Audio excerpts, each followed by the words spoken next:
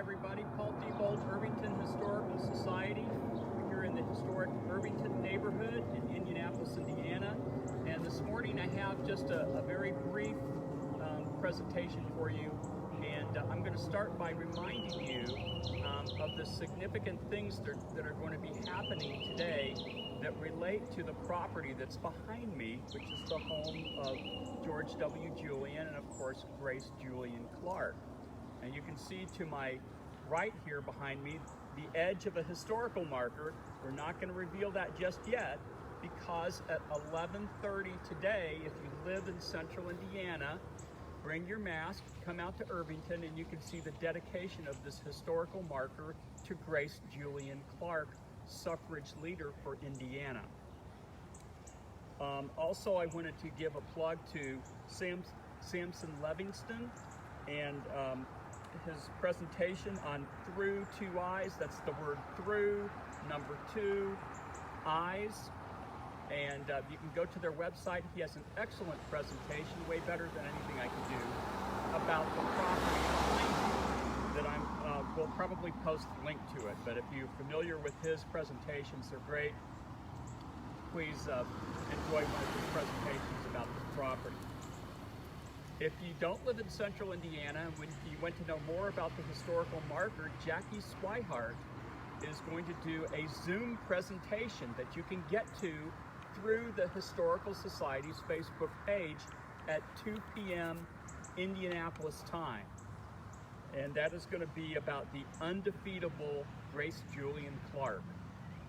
So who was this Grace Julian Clarke? Well, she was the daughter of George W. Julian, George Washington Julian, who commissioned the construction of the house behind me.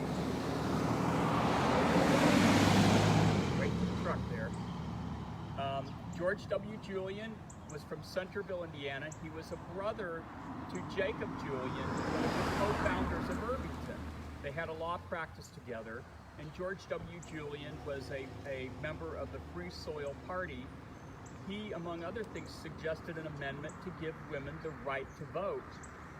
This was far earlier in the 19th century, about the time of the Civil War, that he proposed that legislation. It did not pass, but that's how ahead of his time he was. So naturally, his daughter was steeped in this abolitionist voting rights tradition, and she became quite a leader. So she was born in 1887, and she grew up in the Washington, D.C. area during the time when George Julian was serving in Congress. So when they decided to move here and build a house, George W. Julian completed his house in 1873, the year that Irvington was incorporated as a town. So she grew up here in Irvington, and she became a suffrage leader. She was president of the Indiana Federation of Women's Clubs, the Irvington Union of Clubs, and the Women's Franchise League of Indiana, which was a national affiliate of the national body that was trying to secure voting rights for women. I'm going to wait just a moment here.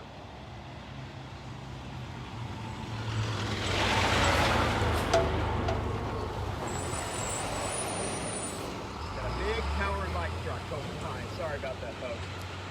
So, she was successful, and Jackie Swihart is going to give you all the details on that at 2 p.m. Indianapolis time. So this is an example behind me. As you walk the streets of Irvington, you'll see a few grand houses like this, and it's obvious whoever lived there did well for themselves. But the thing that you can't see is the history of the people and the events and the meetings that took place in houses like this that really changed the course of history for Indiana. And so, you know, sometimes you have to dig deeper. So it's something to keep in mind as you walk around Irvington. A lot of these houses have incredible stories, and this one is no exception. Now, you'll see that the marker to my right, you cannot see the wording on it. You'll be able to see that later, so this is a little bit of a teaser for you. We're just gonna wrap up one last thing.